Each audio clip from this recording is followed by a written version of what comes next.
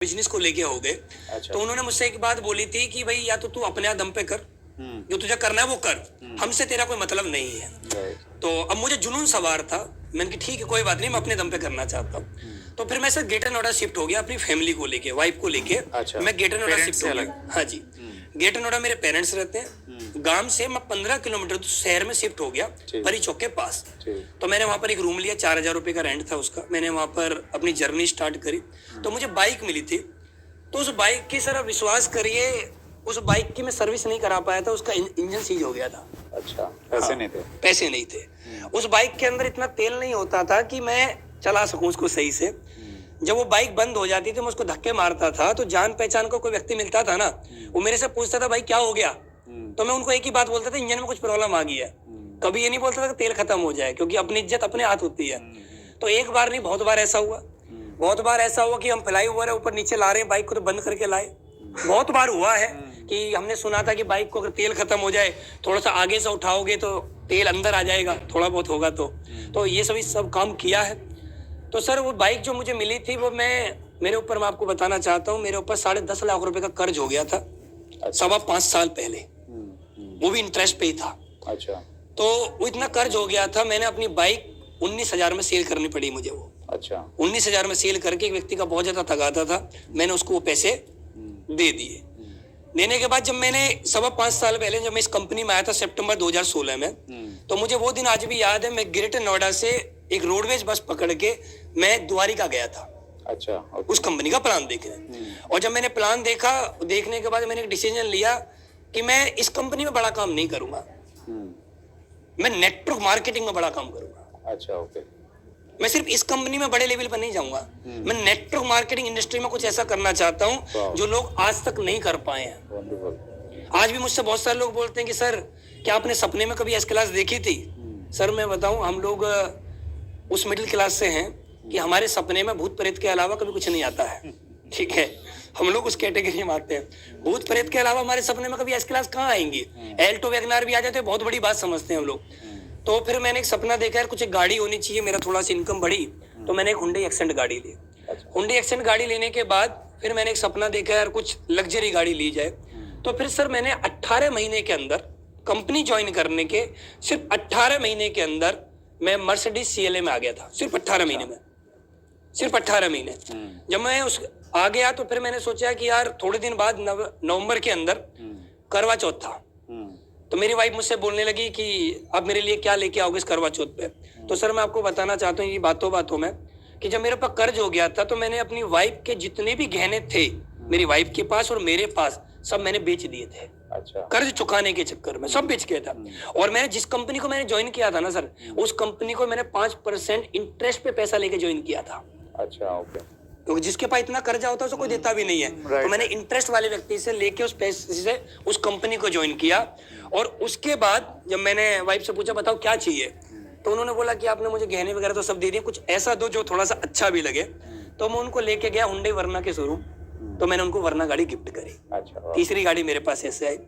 चौथी गाड़ी में एक दिन ऐसे ही बैठा हुआ था और मैं सोच रहा था कि यार उज्जैन जाना है, मंदिर जाना, और हम 4-5 फ्रेंड थे। हम उज्जैन जाएं तो जाएं कैसे, मेरे पास सारी की सारी वही गाड़ियां, सडान गाड़ी है, तो जाएं कैसे। तो मैं गाड़ी के बारे में गया, फॉर्च्यूनर लेने के लिए गया। मैंने देखा तो मैं थोड़ा सा, अपनी चॉइस होती है सर, मुझे समझ में नहीं आई। तो उस समय पे एक गाड़ी लॉन्च हुई MG हेक्टर।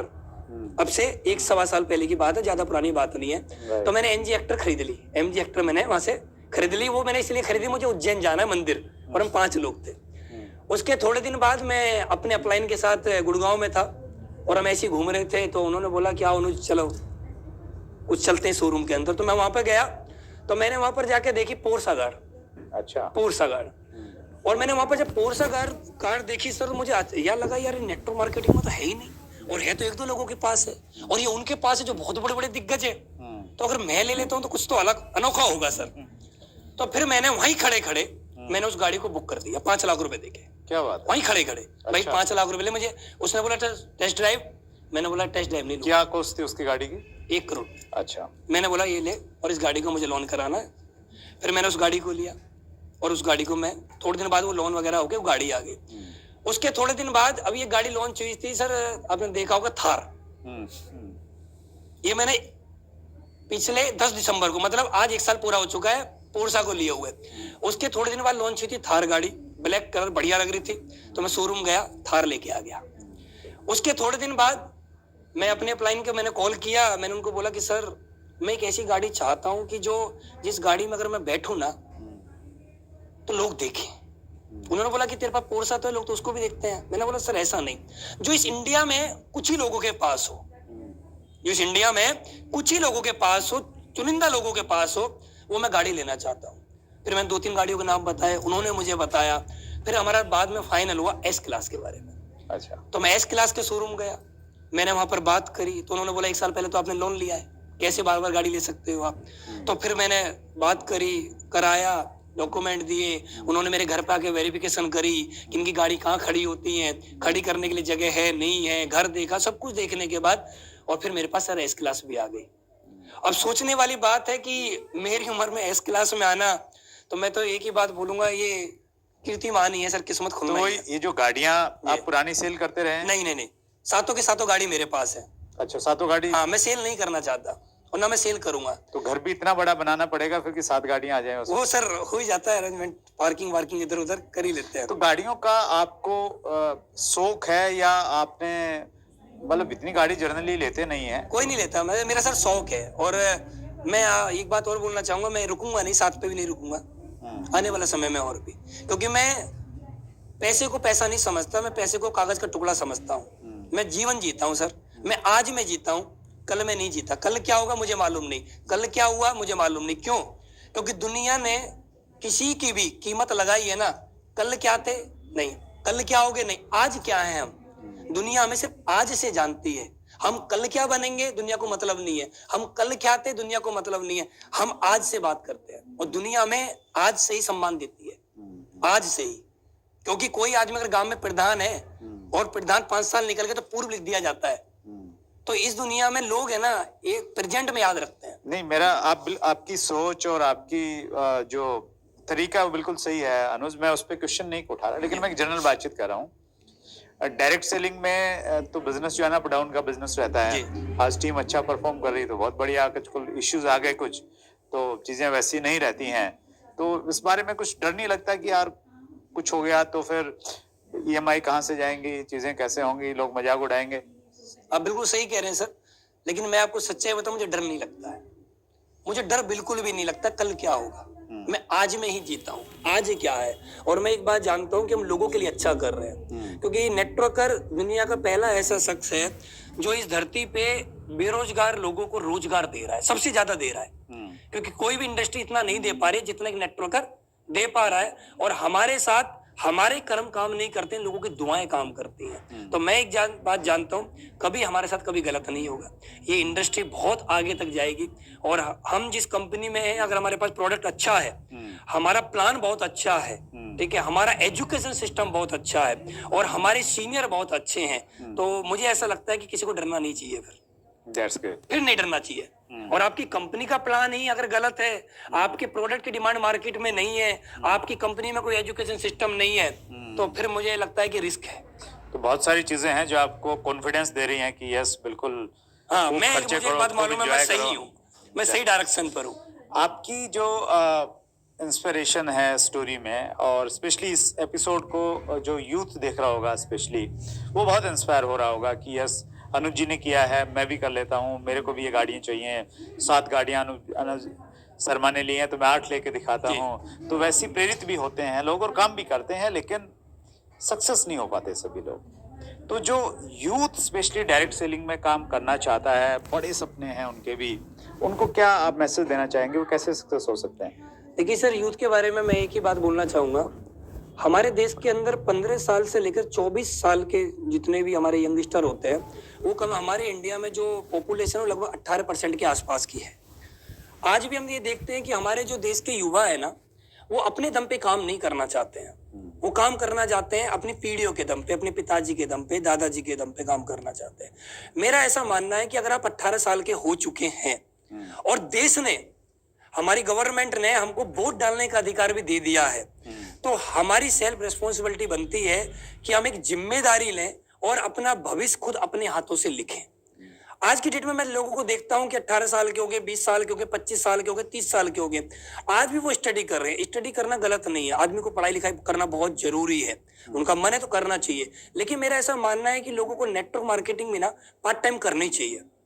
हर यंगस्टर को पार्ट टाइम नेटवर्क मार्केटिंग करनी चाहिए और अपने पेरेंट्स से एक बात बोल देनी चाहिए कि पापा आप एक काम करिए, आप जो भी सैलरी ले रहे हैं, जो भी हमारे घर की इनकम है, उस इनकम से आप घर के खर्चे चलाओ। मैं अपनी पढ़ाई के लिए मैं अपना पार्ट टाइम में खुद एक अर्निंग करूंगा और अपनी पूरी पढ़ाई का खर्चा वो अपनी पार्ट टाइम की अर्निंग से निकाले। कहीं से भी अर्निंग करे, नेटवर्क मार्केटिंग किसी भी कंपनी से करे और करके वहां से पार्ट टाइम में अर्निंग करे। उसका सपना डॉक्टर बनने का है, टीचर बनने का, एडवोकेट बनने का, जो भी सपना है उसका, वो चाहे तो उसको सपना नहीं कि नेटवर्क मार्केटिंग बड़े लेवल पर करनी है, नहीं, पार्ट टाइम करके भी वो यहाँ से इनकम लेके भी वो अपने उस सपने को पूरा कर सकता है। और आने वाले समय में अगर उसको लगता है कि नहीं नेटवर्क मार्केटिंग उसको करनी है, तो वो लाइफ टाइम के लिए भी नेटवर्क मार्केटिंग को कर सकता है। लेकिन प्रॉब्लम सर ये आती है कि नेटवर्क मार्केटिंग में युवा लंबे समय तक काम नहीं कर पाता है। क्यों नहीं काम कर पाता है? क्योंकि युवा के अंदर एक चीज होती है, कमिटेड नहीं होता है। उसका जो मन होता है ना वो बड़ा चंचल होता है। वो थोड़े थोड़े समय के अंदर उसका मन विचलित होता रहता है, करूं नहीं करूं, करूं नहीं करूं, करूं नहीं करूं। करना चाहता है, थोड़े दिन जोश में रहता है, फिर रुक जाता है। आज मेरी बात को सुनकर कोई यंगस्टर जोश में आएगा और किसी ने नेगेटिव कर दिया, फिर रुक जाएगा। मेरी बात से मोटिवेट हो सकता है, आपकी बात से मोटिवेट हो सकता है, किसी की बात से मोटिवेट हो सकता है, लेकिन घर में पापा ने मना कर दिया तो फिर वहां पर डिमोटिवेट हो जाएगा। और आज मैं एक बात बोलना चाहता हूँ सर, आपके सिस्टम के माध्यम से, आपके चैनल के माध्यम से, मैं उन लोगों को बोलना चाहता हूं जो यंगस्टर अपने पेरेंट्स से जाके बात करते हैं कि मैं नेटवर्क मार्केटिंग करना चाहता हूं। और आज की डेट में भी पेरेंट्स हैं जो युवाओं को रोकते हैं कि बेकार के काम है, ये कोई काम थोड़ी होते हैं, जो उनकी सोच है, हमारे समाज की सोच है। अब जमाना बदल चुका है, अब देश बदल चुका है। अगर कोई यंगस्टर अपने पिताजी से जाके ये बोल रहा है ना कि पिताजी मैं आने वाले 3 साल में, 5 साल में करोड़पति बनूंगा, और सपना दिखा रहा है अपने पिताजी को, मैक्सिमम फैमिली में यही होता है सर। 99% बोलना चाहूंगा, 99% फैमिलियों में पिताजी अपने बच्चे पे विश्वास नहीं कर पाते हैं। हमारे पिताजी पड़ोसी के बच्चे पे विश्वास कर लेंगे कि तू कामयाब हो जाएगा, हमारे पिताजी हम पे विश्वास नहीं कर सकते कि तू कामयाब होगा। तो जब उनको लगता है कि हमारा बेटा इतनी बड़ी बड़ी बात कर रहा है, तो हमारे घर में बुजुर्ग लोग जो होते हैं वो एक ही बात बोलते हैं कि हमारे बाल ऐसी थोड़ी सफेद हुए, हमने दुनिया देखी है, ऐसे अमीर नहीं बने जाते। लेकिन सर जमाना बदल चुका है, मैंने भी यूट्यूब पे देखा और सर आपने मेरे से ज्यादा देखा है। आज की डेट में 5 साल 10-10 साल के बच्चे यूट्यूब के माध्यम से लाखों रुपए कमा रहे हैं, छोटे छोटे बच्चे। जमाना बदल चुका है और हमारे देश में जितने भी युवा हैं या युवाओं के फैमिली मेंबर, उनको भी सोचना पड़ेगा। नेटवर्क मार्केटिंग बहुत बढ़िया कॉन्सेप्ट है, ये जीवन बदलने वाला है। मेरे हिसाब से कभी भी किसी को डिमोटिवेट नहीं होना चाहिए, लगातार काम करना चाहिए। और मैं एक ही बात बोलना चाहूंगा, यहाँ काम नहीं करोगे कहीं ना कहीं तो काम करना ही पड़ेगा। कहीं काम करोगे तो 20,000 30,000 की सैलरी मिलेगी, और 20,000 की 30,000 की सैलरी में कभी लग्जरी गाड़ी नहीं आती है, कभी भी पेंट हाउस विला कभी नहीं आते हैं। ये हर व्यक्ति जानता है जो 20-30 हजार रुपये महीना कमा रहा है। और हमारे देश में युवाओं के लिए इतनी भी नौकरी नहीं है जितना युवा समझ रहे हैं। 130 करोड़ की जनसंख्या है, उसमें जितने भी बेरोजगार हैं, चाहे सरकार सर कोई भी आ जाए, सब लोगों को रोजगार नहीं दे सकती। हमारा देश बदल रहा है, लोगों को अपने हिसाब से चलना पड़ेगा और नेटवर्क मार्केटिंग को आज नहीं तो कल चुनना ही पड़ेगा, या चाहे मर्जी से चाहे मजबूरी से करना तो पड़ेगा। मान लिया डायरेक्ट सेलिंग को करना पड़ेगा, लेकिन डायरेक्ट सेलिंग में अनुज शर्मा की तरह तहलका कैसे मचाएं? अनुज शर्मा की तरह तहलका मचाने के लिए एक ही काम करना पड़ेगा सर, बड़ी सोच डेवलप करनी पड़ेगी। बड़ी सोच, वहां तक सोचना पड़ेगा जहां तक हम सोच नहीं पा रहे हैं, वहां तक सोचना पड़ेगा। और सर मेरा मानना ये है, आदमी जब सोचता है ना तो कभी भी आदमी अकेले नहीं सोच पाता है, कभी भी नहीं सोच पाता। आदमी सोचता कहां से है? कोई भी लखपति आदमी करोड़पति नहीं बनेगा सर। लखपति आदमी करोड़पति तब बनेगा जब वो किसी करोड़पति के साथ समय बिताता होगा। करोड़पति आदमी अरबपति तब बनेगा जब वो किसी अरबपति आदमी के साथ समय बिताता होगा। मैं सर एक बात बोलना चाहता हूं, हमारे देश के 95% लोग, मैं उनसे एक सवाल करना चाहता हूं कि आप जो बनना चाहते हैं, आप अगर लखपति या करोड़पति बनना चाहते हैं, आप अपना पिछले 30 दिन का डाटा निकालिए कि आप पिछले 30 दिन में क्या किसी करोड़पति के साथ बैठ के 1 घंटे की वार्तालाप करिए। 95% लोगों का जवाब आएगा नहीं। जब हमने एक किसी करोड़पति व्यक्ति के साथ हम बैठे ही नहीं है तो हमारी सोच कहां तक डेवलप होगी? होगी नहीं। हम लखपति हैं, हमारा संपर्क किन लोगों से?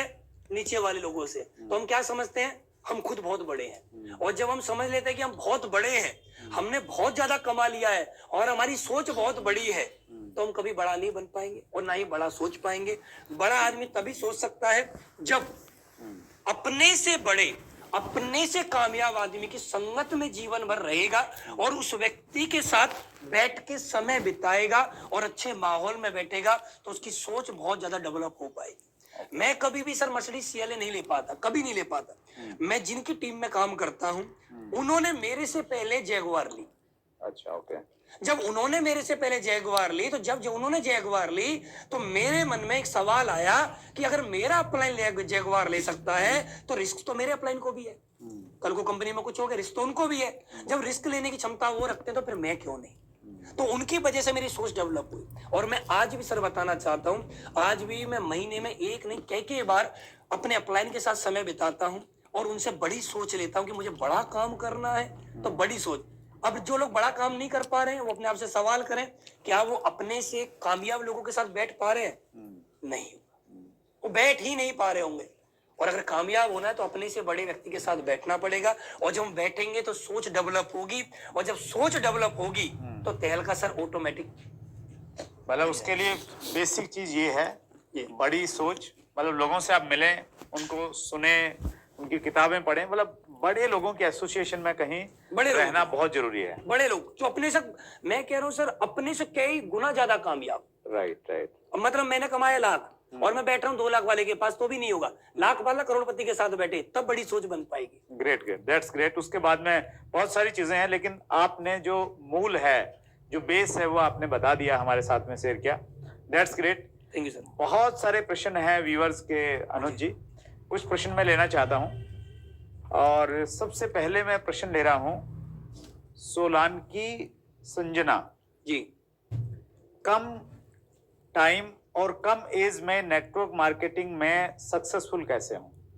देखिए, कम टाइम में और कम एज में सक्सेसफुल होने के लिए सबसे पहले हमें ये देखना पड़ेगा, हम जिस कंपनी को चयन करते हैं उस कंपनी के प्रोडक्ट की क्वालिटी क्या है, उस प्रोडक्ट की मार्केट में डिमांड क्या है।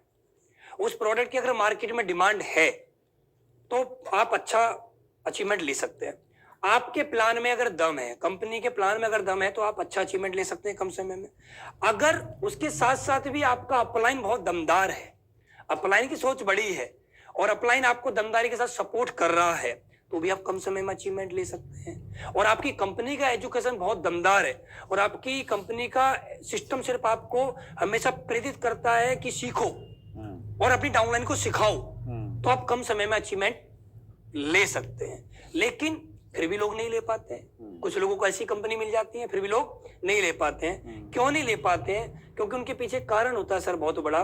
वो खुद एक्सेप्ट नहीं कर पाते हैं, खुद अपने माइंड को सेट नहीं कर पाते हैं, सेल्फ डिपेंड नहीं बन पाते कि मुझे करना है। बहुत सारे लोग इस धरती पे मैंने देखा है, वो लोग डिपेंड किसी पे हो जाते हैं? अपलाइन पे या डाउनलाइन पे। राइट। ये बिजनेस जो है ना, ये अपना है, ना ये अपलाइन का है ना ये डाउनलाइन का है। पहले हमें खुद अपने आप से बात करनी पड़ेगी कि मैं आज 2021 चल रहा है, मैं 2026 में कहां जाना चाहता हूं, मेरा खुद का क्या टारगेट है। बहुत सारे लोग काम करते हैं अपलाइन के दिए हुए टारगेट पे। हो सकता है अपलाइन का दिया हुआ टारगेट ही छोटा हो, ये भी हो सकता है। आपका टारगेट बड़ा होना चाहिए, और जब आदमी का टारगेट बहुत बड़ा होगा ना, तो मेरा ऐसा मानना है कि बड़े से बड़ा सोचना चाहिए। जितना हम बड़ा सोचेंगे उतना नहीं होगा, कम से कम बड़े का आधा तो होगा, और बड़े का आधा भी सर बहुत बड़ा होता है।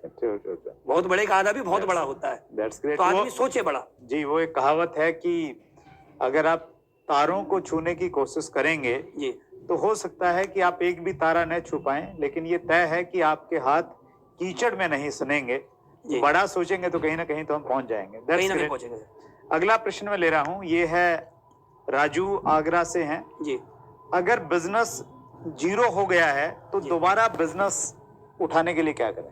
ये बहुत अच्छा सवाल है, और मेरा ऐसा मानना है कि नेटवर्क मार्केटिंग में ये सवाल ज्यादातर लीडरों का होता है। देखिए, जीवन में एक ही बात बोलना चाहूंगा, इस धरती पर ऐसा कोई भी शख्स नहीं है जो उठा हो और गिरा ना हो, या गिरा हो अगर उसने कोशिश करी हो उठा ना हो। मेरा ऐसा मानना है कि किसी भी लीडर का बिजनेस कितनी बार भी जीरो हो जाए, अगर उसके अंदर एक चीज जिंदा होनी चाहिए, सिर्फ एक चीज जिंदा होनी चाहिए। उस चीज का नाम है उसका सेल्फ कॉन्फिडेंस। अगर उसका सर सेल्फ कॉन्फिडेंस जिंदा है ना, तो बिजनेस चाहे कितनी बार भी जीरो हो जाए वो दोबारा उठाने की क्षमता रखता हो। होता क्या है, जिसका भी बिजनेस जीरो हुआ है ना कभी भी, और आज ज्वाइन किया, 1 साल बाद जीरो हुआ, तो उस दिन वो बैठ के एक सवाल करे कि जब मैं इस कंपनी में आया था, जब मेरी आईडी जीरो से लगी थी, मेरे डाउनलाइन में कोई भी नहीं था, जब मैंने 1 साल में इतनी टीम बना ली और फिर मेरी टीम दोबारा जीरो हो गई, और 1 साल में जो मैंने टीम बनाई है, 1 साल पहले ना मुझे प्लान देना आता था, ना मुझे system, upline, downline, training, meeting कुछ भी नहीं जानता था मैं। जब मैं 1 साल में इतनी टीम बना सकता हूं और आज टीम जीरो हो गई और मेरे अंदर सेल्फ कॉन्फिडेंस जिंदा है, तो मैं दोबारा अगले 1 साल में इसका 10 गुना टीम दोबारा बना सकता हूं, क्योंकि मेरे अंदर वो क्षमता है जो 1 साल पहले नहीं थी। तो आदमी का बिजनेस चाहे कितनी बार भी जीरो हो जाए, सेल्फ कॉन्फिडेंस जिंदा है तो आदमी ऊंचाई पे दोबारा चला जाएगा, और जिसका सेल्फ कॉन्फिडेंस जा चुका है उसका अपलाइन भी आ जाए, उसको दोबारा नहीं उठा पाएगा। मतलब बिजनेस जीरो हुआ है, सेल्फ कॉन्फिडेंस, सेल्फ कॉन्फिडेंस और जो एक्सपीरियंस है वो गेन मैंने किया है, बस तो उस कॉन्फिडेंस के साथ हम आगे बढ़ सकते हैं। सेल्फ कॉन्फिडेंस जिंदा है तो सर दोबारा उठेगा, पक्का उठेगा। ग्रेट। अंतिम प्रश्न ले रहा हूँ जी। अनुज जी, ये अंकित कानपुर से हैं, इनका प्रश्न है, कंपनी का प्लान दिखाने से पहले क्या सावधानी अपनानी चाहिए? देखिए सर, कंपनी का प्लान दिखाने से पहले मेरा ऐसा मानना है कि सबसे पहले आपको अपने आप को बदलना पड़ेगा। बदलने में क्या, सबसे पहला अपना ड्रेस कोड। हम जब किसी के पास जाते हैं ना, तो सामने वाला व्यक्ति हमारा प्लान बाद में देखता है, पहले वो हमको देखता है। राइट। मैंने लोगों को देखा है नेटवर्क मार्केटिंग में काम करते हैं, नॉर्मल ड्रेस में ऐसे चले जाते हैं, नीचे जीन्स है या ऊपर शर्ट है, वो मैच नहीं कर रहे हैं, शूज मैच नहीं कर रहे हैं, उनका ड्रेस कोड मैच नहीं कर रहा है, ठीक है, टाई नहीं लगा रखा है, सूट नहीं पहन रखा है, शूज है तो वो गंदे हैं, मतलब ड्रेस कोड प्रॉपर नहीं है। Right. किसी के घर में जा रहे हैं, तो अब जब सामने वाले व्यक्ति को आप जा रहे हो और हर व्यक्ति एक ही बात बताता है कि सर मैं आपको आज आपको एक ऐसा बिजनेस प्लान दिखाना चाहता हूं जिससे आपके जीवन में बहुत बड़े बदलाव आएंगे, आप भी आने वाले समय में सफल हो जाएंगे, आने वाले समय में आप भी करोड़पति बन जाएंगे। तो सर उस प्लान को देखने से पहले सामने वाला व्यक्ति किसी को देख रहा है, वो है हम। वो पहले ये चेक कर रहा है, हमको ये देख रहा है कि जो हमें सफल करना चाहता है क्या ये ऑलरेडी सफल है। और सफलता कभी भी जेब से नहीं होती है, सफलता पहले आदमी क्या देखता है, हमारा ड्रेस कोड। हमारा ड्रेस कोड कैसा है, आदमी का ड्रेस कोड प्रॉपर हो, आदमी की जेब में क्या है क्या नहीं, कोई मतलब नहीं है। मतलब आदमी ने पेन लगा रखा हो, लिखा पढ़ा लिखा है नहीं है, मतलब नहीं है। पेन है तो जेब में, इसका मतलब ये कि पढ़ा लिखा आदमी है। पेन है तो जेब में पढ़ा लिखा आदमी है। हाथ में घड़ी बंध रही है तो मतलब टाइम देखना जानता है, शेड्यूल्ड है। हाँ। तो आदमी को सबसे पहले अपना ड्रेस कोड प्रॉपर रखना चाहिए जब प्लान दिखाना जाए। उसके बाद आदमी को अपना बैग वो अच्छा रखना चाहिए। बैग के अंदर आपकी कंपनी का जो टूल्स है वो अच्छा होना चाहिए, प्रॉपर साफ सुथरा होना चाहिए। मैंने बहुत सारे लोगों को देखा है सर, उनको ज्वाइन हो गए, किसी कंपनी में ज्वाइन हुए 2 साल, 2 साल पहले प्लान फोल्डर खरीदा था, 2 साल से भाई साहब उसी प्लान फोल्डर को आज भी घिस रहे हैं। वो 2 साल में प्लान फोल्डर घिसते घिसते मर गया है, लेकिन उसको आज भी पलटते जा रहे हैं। अब सामने वाला व्यक्ति क्या देख रहा है, इस आदमी ने प्लान फोल्डर तो अपना बदला ही नहीं, मेरी जिंदगी क्या बदलेगा। उस व्यक्ति के पास पेन भी नहीं होता है, उसके घर में जाके पेन मांगते, भाई साहब पेन लाना। डायरी प्रॉपर नहीं होती है, भाई साहब कोई पेज देना लिखने के लिए। मैं आपको समझाना चाहता हूँ। तो दोस्त मेरे एक ही कहना है सभी लोगों से, मेरे सभी साथियों, सभी दोस्तों से, प्लान दिखाने से पहले सबसे पहले आप अपने आप में बदलाव करें, क्योंकि सबसे पहले आप टूल्स हैं। राइट। आप हैं टूल्स, आप अपने आप को मेंटेन करें। और मेरा ऐसा मानना है जो दिखता है वो बिकता है। आप अपने आप को चेक करें कि आप कैसे दिख रहे हैं। आप अपना मोबाइल चेक करें, आपके पास मोबाइल ब्रांड कौन सा है, आपके पास लैपटॉप कौन सा है, जो दिखेगा वो बिकेगा। ये टूल्स हैं हमारे, और जब टूल्स होंगे, क्योंकि सामने वाले से हम कर रहे हैं बड़ी बड़ी बात है, और सामने वाला हमें देख रहा है कि हमारे ड्रेस कोड को देख रहा है छोटा है, तो वो एक्सेप्ट ही नहीं करेगा। और फिर वो एक ही बात बोलेगा, मैं सोच के बताऊंगा। वो एक ही बात बोलेगा, मैं सोच के बताऊंगा। और सर मेरा ऐसा मानना है, कोई भी आदमी सोच के नहीं बताता है। क्या सोच के बताएगा आदमी, क्या सोच लेगा। मेरा ऐसा मानना है कि किसी भी कंपनी का प्लान दिखाने के बाद 1 घंटे बाद उस व्यक्ति से पूछना, तुमने जो प्लान देखा था अभी क्या नाम था कंपनी का, बोलेगा याद नहीं है। भूल जाते हैं लोग, क्योंकि सीरियस नहीं देखा है। सर क्या सोचेगा आदमी, कुछ नहीं सोचता है, अगले दिन से फोन उठाना बंद कर देता है। क्यों? क्योंकि जो व्यक्ति बैठा था वो पर्सनैलिटी ठीक नहीं थी, ड्रेस कोड उसका प्रॉपर नहीं था। तो प्लान दिखाने से पहले ड्रेस कोड देखें, उसके बाद सामने वाले के घर जाएं, जब पानी आपके पास आता है तो पानी को सही से पिए, बहुत सारे लोग गलती करते हैं, पानी को पीते हैं, इधर भी पानी निकलता है, इधर भी पानी निकलता है, उनका ड्रेस कोड ही पूरा पानी से खराब हो जाता है। बहुत सारे लोग घरों में चाय आती है तो चाय पीते हैं, तो चाय पीते पीते आवाज बहुत तेज करते हैं, आपने देखा होगा, तो उसको थोड़ा ध्यान दें। सामने वाले के घर में बिस्किट नमकीन आते हैं, तो बिस्किट आए तो ऐसा नहीं कि 10 बिस्किट आए तो 10 के 10 खत्म कर दिए, तो एक आध खाएं। नमकीन है, थोड़ी नमकीन लेके खा लें, ठीक है। तो इन चीजों का ध्यान रखें। सामने वाला वॉच कर रहा है सर हमको, सामने वाला देख रहा है कि मैं जिस व्यक्ति के साथ काम करना चाहता हूँ, जिस व्यक्ति के साथ भविष्य लगाना चाहता हूँ, क्या ये सही है। और जब हम प्लान अपना दिखाते हैं तो आई कांटेक्ट अपना सही रखें, कॉन्फिडेंस अपना सही हो, कॉन्फिडेंस। क्योंकि मेरा मानना यह है कि आदमी प्लान बाद में देखता है, पहले आपका कॉन्फिडेंस देखता है कि आप जो समझा रहे हैं उस बात पे आपको कितना बिलीव है। सामने वाले ने पूछा कि भाई इस प्लान से करोड़पति बन जाएंगे, और उस व्यक्ति ने बोला कि सर देखो बन तो जाएंगे, मेरा प्लान तो बन गया है। उसने पूछा क्या तुम बन जाओगे, गेस्ट ने पूछा क्या तुम बन जाओगे, सर हो भी सकता है बन जाऊं और हो भी सकता है नहीं बनूं। अब सर आप मुझे बताइए, क्या इस बात से सामने वाला व्यक्ति ज्वाइन कर लेगा। और जब आदमी का कॉन्फिडेंस ही लो है प्लान दिखाते समय, तो रिजल्ट 0 ही आएगा, चाहे आदमी 100 प्लान दिखा ले। सबसे पहले अपना ड्रेस कोड प्रॉपर मेंटेन करे, अपना कॉन्फिडेंस मेंटेन करे और बिंदास होके जाके प्लान दिखाए, बिल्कुल बिंदास होके, और ये समझ ले कि सामने वाले को कुछ नहीं आता है। सामने वाला कुछ नहीं जानता है। और मैं एक ही बात बोलना चाहूंगा, आप जब प्लान दिखा रहे हो तो आपको ही सब कुछ आता है, सामने वाले को कुछ नहीं आता है। और जब आपको कुछ नहीं आता है, सामने वाला कोई सवाल करे कि भाई ये क्या था, अगर आपको भी नहीं मालूम है तो सर एक ही बात बोलनी है, सर आप तो पढ़े लिखे इंसान हो, आपको तो मालूम होगा ये क्या है, ठीक है, आप तो जानते होंगे सर क्या है। हमारे साथ भी बहुत बार ऐसा हुआ है, कुछ इंग्लिश में ऐसे शब्द होते थे जो हम पे नहीं आते थे, तो लोग हमसे पूछते थे, हम बोलते सर आप तो खुद पढ़े लिखे हैं, आपको तो आता होगा। तो बात क्या करें, जब आप कहीं फंस रहे हैं ना, तो कोई दिक्कत नहीं, नर्वस ना हो। सामने वाले को तो बोलते सर मुझे नहीं आता, मैं अपने अपलाइन से पूछ के बता रहा हूँ, कुछ भी बोले, समझाए उसको, कॉन्फिडेंस में बात करे, सच बोले, झूठ बिल्कुल भी ना बोले, और ईमानदारी से काम करे, और प्रॉपर बैठ के प्लान दिखाए, कम समय में अच्छा प्लान दिखाए।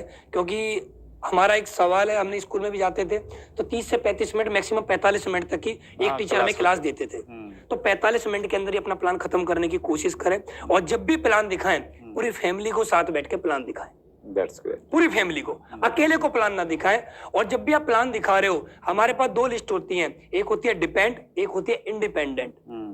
कभी भी जो लोग हमारे डिपेंड हैं उनको अकेले प्लान नहीं दिखाना है, देखिए इंडिपेंडेंट लोगों के साथ प्लान दिखाना है। जैसे यंगस्टर को प्लान दिखाओ उसके फैमिली मेंबर के साथ बैठ के, क्योंकि पैसा कौन देगा, प्रोडक्ट खरीदने के लिए पैसा कौन देगा, फैमिली मेंबर। तो वहां बैठ के प्लान दिखाएं। और मेरा ऐसा मानना है कि अगर ऐसे तरह से प्लान दिखाया जाए तो रिजल्ट आने की संभावना बहुत अधिक बढ़ जाती है। ग्रेट, आपने बहुत विस्तार में इसके बारे में बताया, और बहुत इंपॉर्टेंट पॉइंट है एक्चुअली। हमें लगता है प्लान काम करेगा, लेकिन प्लान से पहले की जो चीजें हैं वो बहुत काम करेंगे। और मैं उसको सम अप करूं जो आपने बोला है पर्टिकुलर इस प्रश्न के उत्तर में। एक अंग्रेजी में कहावत है, if you can sell yourself you can sell everything. यानी सामने वाला व्यक्ति अगर आपको पसंद करेगा तो फिर वो आपकी चीज को भी पसंद कर लेगा, आपके प्रोडक्ट को, आपके प्लान को पसंद करेगा। और एक और कोटेशन है सेलिंग में, what is selling? Selling is transfer of enthusiasm. कि अगर आप अपने कॉन्फिडेंस को, अपने उत्साह को सामने वाले में ट्रांसफर कर देते हैं तो आप सेल कर सकते हैं। अनुज जी, आपका अनुभव तो 5 साल का है, लेकिन उस अनुभव में जो विजडम है और जो मैच्योरिटी है वो 50 साल वाली झलक रही है। आपने बहुत सारे प्रश्नों के जवाब दिए व्यूअर्स के, और हम लोग उम्मीद करते हैं आप इसी प्रकार से बहुत तेजी से आगे बढ़ते रहिए। Thank you sir. मेरी एक ऑडियो थी जब मैंने शुरुआत की बिजनेस में जी, उसका नाम था 45 साल या 5 साल जी, और उसमें इन्हीं चीजों के बारे में जिक्र था कि या तो आप 45 साल ट्रेडिशनल बिजनेस कीजिए, जॉब कीजिए, या आप 5 साल डायरेक्ट सेलिंग में मन लगा के काम कर लीजिए, तो फिर आप एंजॉय करेंगे। और आप उसका परफेक्ट एग्जांपल हैं, 5 साल में आप चीजों को एंजॉय कर रहे हैं। सर मैं वैसे लास्ट में एक ही चीज बोलना चाहूंगा कि जैसे आपने मुझे याद दिला दिया, मैं हमेशा एक ही बात बोलता हूँ स्टेज पे भी, तो मैं एक ही बात बोलना चाहूंगा, आज मैं यंग भी हूँ और रिच भी हूँ और साथ में रिटायर्ड भी हूँ। तीनों चीज आज मेरे साथ हैं, और ये तीनों चीज बहुत मुश्किल से लोगों के पास मिल पाती है, बहुत ही मुश्किल होती है। अगर आदमी यंग है तो रिच नहीं है, और रिच है तो रिटायर नहीं है, तो रिटायर्ड नहीं है, ठीक है। और रिच है तो भी यंग भी नहीं है। बहुत सारे लोग ऐसे रिच भी है लेकिन यंग नहीं, यंग भी नहीं है। पैसा बुढ़ापे में आता है। हाँ जी, जब हरिद्वार जाने का टाइम जब हरिद्वार जाने का टाइम होता है तब पैसा आता है। और मेरा मानना है कि हर चीज सही समय पे काम आती है, हर चीज सही समय पे काम आती है। जब हम बच्चे थे तो हमारे पिताजी ने हमें खिलौना दिया होगा खेलने का, वो खिलौना बचपन में काम आता था, वो खिलौना आज हमारे हाथ में हमारे पिताजी दें तो आज काम नहीं आएगा। आज हमारे खिलौने हमारी लग्जरी गाड़ियां होती है। दैट्स ग्रेट, बहुत बढ़िया, सही समय पे सही चीज काम आती है सर। दैट्स ग्रेट अनुज जी, बहुत बहुत धन्यवाद, आपने Thank you, समय निकाला हमारे लिए, हमारे व्यूअर्स को, स्पेशली यूथ को आपने बहुत इंस्पायर किया। इसी प्रकार से आगे जब मौके मिलते रहेंगे फिर मिलेंगे। Thank you sir, thank you, बहुत बहुत धन्यवाद सर। Thank you, thank you sir. So ये थे अनुज शर्मा, जिनका इंटरव्यू आपको निश्चित रूप से प्रेरित करेगा बड़ी बड़ी गाड़ियां खरीदने के लिए और बहुत कुछ जिंदगी में करने के लिए। लेकिन आप गाड़ियों से प्रभावित हो जाइए, उनसे प्रेरणा लीजिए, लेकिन जिस प्रकार अनुज जी काम करते हैं, बहुत बड़ी सोच के साथ में काम करते हैं, कॉन्फिडेंस के साथ में काम करते हैं, उसी प्रकार की सोच और कॉन्फिडेंस होगा तो आप भी इसी प्रकार से अनुज शर्मा जी की तरह डायरेक्ट सेलिंग में तहलका मचा सकते हैं।